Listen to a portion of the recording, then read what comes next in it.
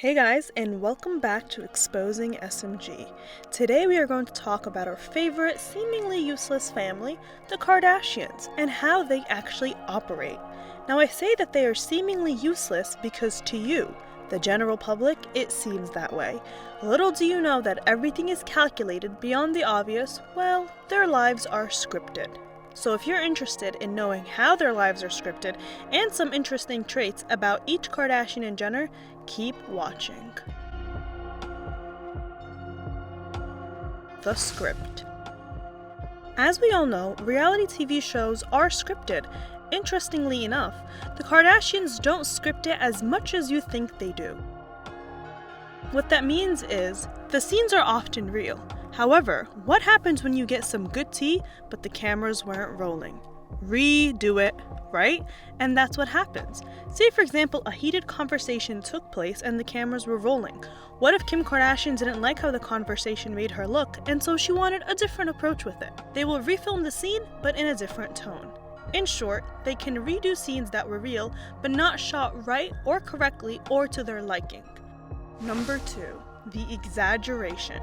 Most of the time, the drama that occurs on the show is real because we hear about it before the episode even airs. This is why the episode loses hype, because if they're going to talk about what's going on with Kylie Jenner and Jordyn Woods, chances are the media already ravished all over what we need to know. So what do you think they're going to do? Exaggerate the hell out of the story, of course. Cue the dark lights, the dramatic music, and the pestering stares. Now what draws us into the show? The action. It's one thing to read about a story, and it's another thing to see it play out. And I'm done. With the Kardashians, it's like they take the book version of the story and execute the movie on the show. In other cases, they can definitely take the next step and make sure to leave some details out of the media. After all, the tabloids work with the celebrity most times. My friend Larsa called me to explain that a reporter that she knows was about to write a story that Jordyn and Tristan were at his home late night or until 7 in the morning. It's highly doubtful to believe that TMZ is breaking a story that Kris Jenner didn't already approve of.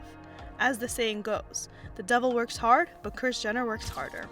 It's a business where it's highly calculated and exaggerated when needed.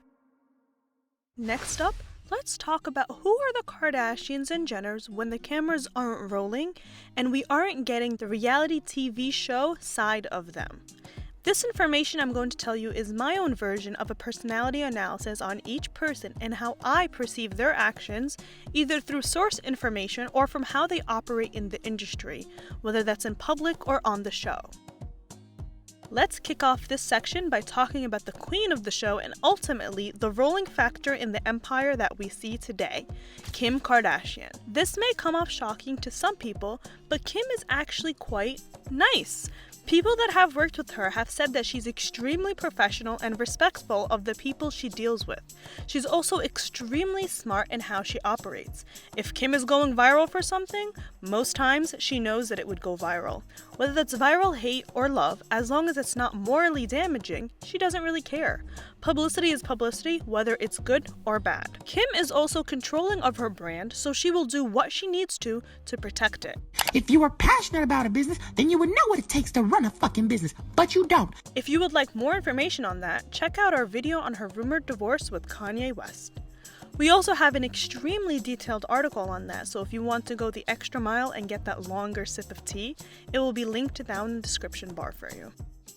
In terms of personality, Kim can be very fun to hang around, especially in her younger days when she was more into the partying, as opposed to now with her being a mother with children. Kim is extremely business savvy, but she allows herself to evolve with trends, which is how she has maintained extreme relevancy for over a decade now. She can go with the flow, whether that's at a club or at an office. Next up, Kourtney Kardashian. Whenever I look at Kourtney, all I see is the I'm over it face. Kourtney can be difficult to negotiate with because she's not always down with the flow. That can be both a pro and a con. You can even see it in the show when she fights with her sisters. Kourtney takes things as a personal attack, and that probably has to do with the fact that it's probably an insecurity of hers. When you constantly take things as a personal attack, you tend to get defensive and angry, and therefore you can't see things from someone else's perspective. Who let you choose black covers for your furniture? disgusting. She gets stuck into being a martyr, where she sees everyone else is wrong and she's the all-knowing wise one that can't be bothered by everyone else's stupidity. One can't forget Kim and Kourtney's fights on the show over the kids' Candyland theme party. But Candyland, Kourtney, it's not going to be healthy. There's just better solutions to things instead of your dated candy. How can you have a Candyland? Your brand? This is about a kid's party. This is not about your brand. She can definitely be a hothead because she thinks she's the cool and collected one, when it doesn't take a source to see the opposite on the show. With that attitude, it tends to make Kourtney feel like she knows better, therefore she will bypass boundaries because she thinks she has the right to do that.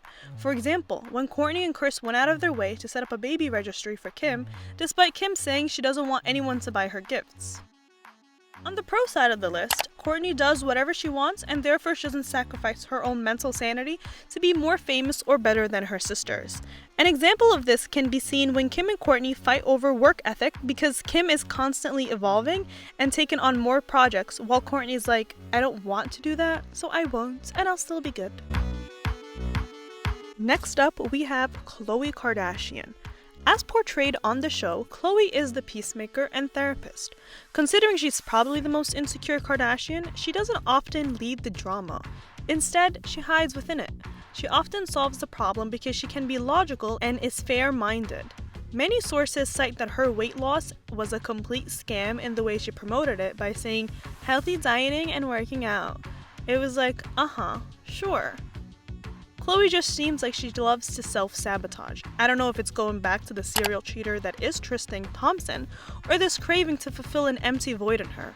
It just doesn't seem like it ends well with her. With that being said, I guess I could say that she's nice. Time for the Jenners. Kendall Jenner. Similar to Kourtney Kardashian, Kendall Jenner often finds herself being a martyr. Shout out to Shannon Lester's video on Kendall and Kylie where she speaks about Kendall's traits of being a martyr, where she just sits there and wallows in self-pity because she believes everyone is against her. Kendall is constantly portrayed as the one who's in distress, and the way I see it, she allows a storm to consume her, and because she thinks everyone is against her, she'll allow herself to be swallowed up in the storm. The storm can be her career or her sisters fighting. If you want some inside tea, I can tell you that Kendall was a big factor in Justin and Hailey Bieber's relationship.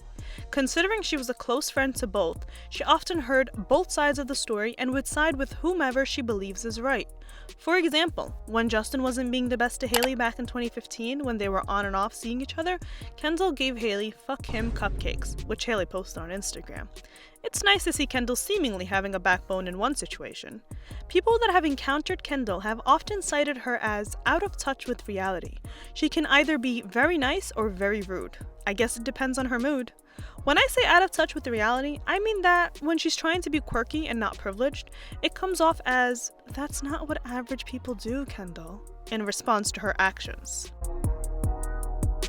And finally, Kylie Jenner.